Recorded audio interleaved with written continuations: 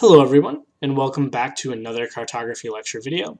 And in this lecture video, I want to finish our discussion on choropleth mapping by talking about the divergent approach. So to recap where we've left off talking about choropleth maps, we first talked about qualitative, so that was predominantly nominal and a little bit of ordinal. And the idea there was that we used hue, predominantly, almost exclusively hue, to show differences between the classes if we were dealing with classified data, or to improve contrast if we were dealing with unclassed data. So that would be where like names of states, for example. Then in the previous video, we talked about sequential choropleth maps, where we were dealing with classified interval, ratio, or ordinal data.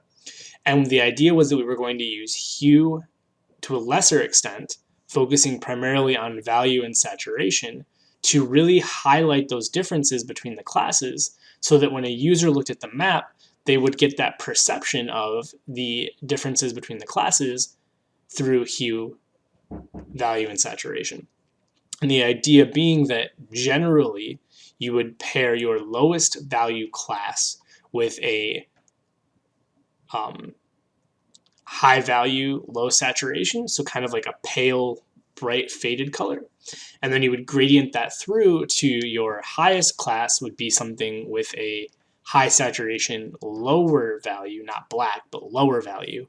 So you'd have a nice, dark, vivid color to show that gradation.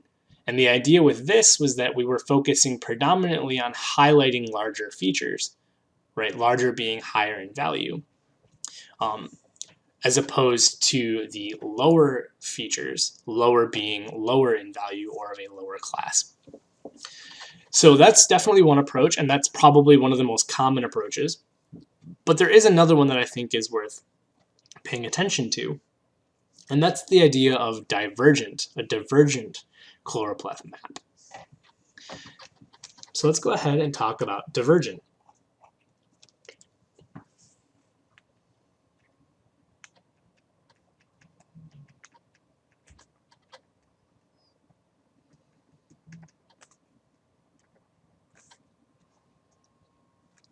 So I suppose it's important to point out the difference between sequential and divergent is basically just the color palette that you choose.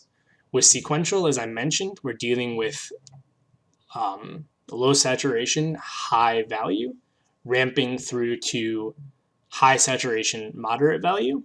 And the idea, again, was that we were trying to highlight those larger features, larger, again, being higher value. With divergent, what we're really trying to do is we're trying to consider both ends, and we're not as worried about the middle. So just to sort of recap the key points of divergent, again, just like sequential, we're dealing primarily with quantitative data,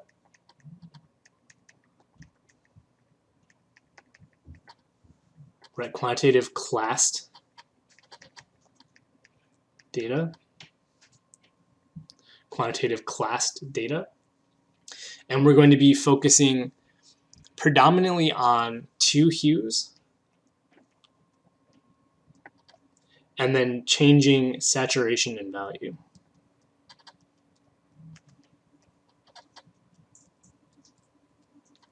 Right? With sequential, we were dealing most of the time it was with one hue, or if we did do two hues, they were very close together, so they were just improving contrast.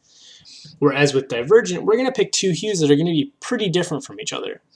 And we're going to use saturation and value differences away from the middle. So our darkest, most vivid hues are going to be on either end to highlight the differences between the highest and lowest, de-emphasizing the middle. So just to recap that, right? With divergent, we're going to focus on the ends and de-emphasize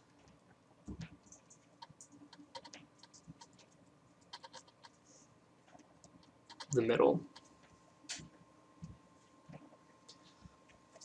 Right. And so before I jump into sort of making a bad example of how this would work, I want to talk about what kind of data you would use and why you would even consider making a divergent Choropleth map as opposed to the sequential. So let's say that we had something like population data, right? It would make perfect sense to jump right into a Choropleth, sequential Choropleth map, right? We're worried far more about overpopulation, so we would just make a sequential Choropleth map highlighting areas of high population, publish it, call it a day. But let's say if instead we were dealing with something like home mortgage rates, right? Or interest rates on home mortgage loans, or loans in general, right? In this case, right, if you're the user, you certainly would want to know where high mortgage rates are. That would be something you would want to avoid. But you also might want to know where low mortgage rates are, because that might be somewhere that you'd want to target. So in this case, right, the user would be interested in both high value to avoid, but also low value to try to pursue. So you would want to emphasize both extremes, and you would care less about the middle, where the median or the average rates are, because those are going to be of less interest. So hopefully that distinction makes sense. With population, when you're caring more about one extreme, you'd use sequential.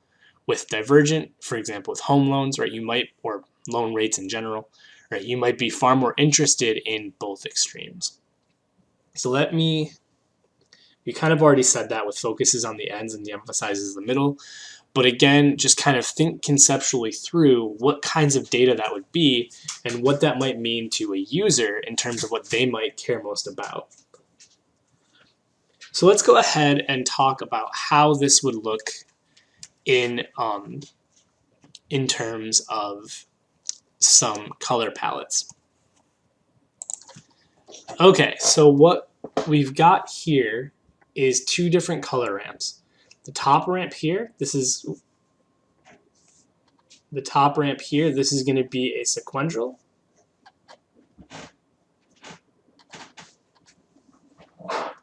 And the bottom ramp here, this is going to be diverging, or divergent. Right, and so we have 5 classes in each classification here, right? We know that because there's 5 different colors. But what you can see with sequential, right, is that this would be your low value, right? Transitioning again through increasing saturation and decreasing value to your high value here, right?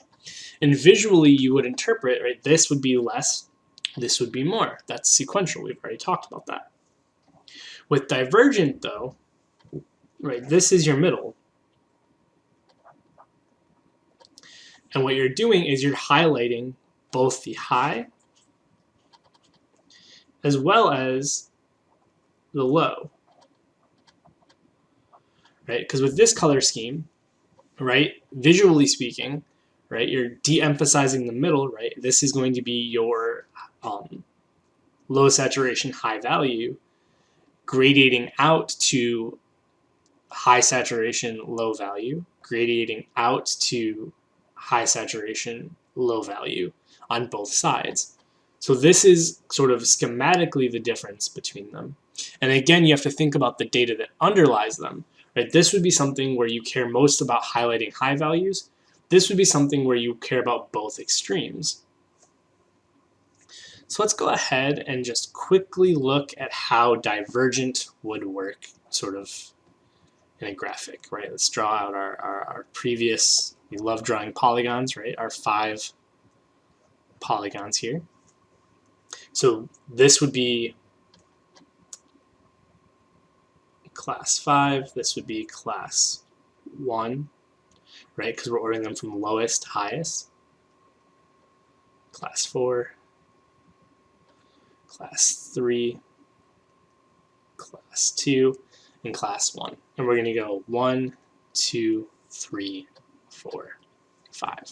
Right, and so what I'm going to do here is I'm just going to use the color picker tool to pick the color, and then I'm going to fill in to show you what this would look like. Although I'm realizing now I don't think I've completed my lines, so let's undo that. I don't think I've connected my lines thoroughly enough. Let's make sure that these lines cross. Oops. Let's make sure that these lines cross each other so we don't have any issues with bleed. Okay, so let's go ahead and take our fifth class here. Apparently I'm not going to be able to do that. That's okay. Let's go ahead and just color it in. Alright, so this would be our fifth class. Then we would have our fourth class.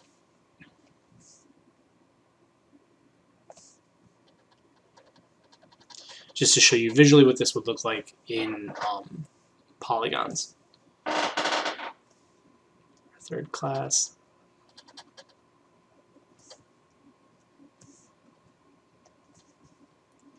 Our second class. And then our first class. Alright, so that's how this would look in terms of choropleth map. This is what I meant when I was talking about the differences between the sequential color palette and the divergent color palette. Divergent cares more about the middle, emphasizing the ends. Sequential cares most about the high value, so it's going to have far more color steps going from low to high, whereas Divergent is going to have fewer color steps because you're separating out one hue from another, with the middle being de-emphasized. So hopefully that makes sense. Hopefully the difference between Divergent and sequential makes sense. And as always, if you have any questions, please reach out. Thank you.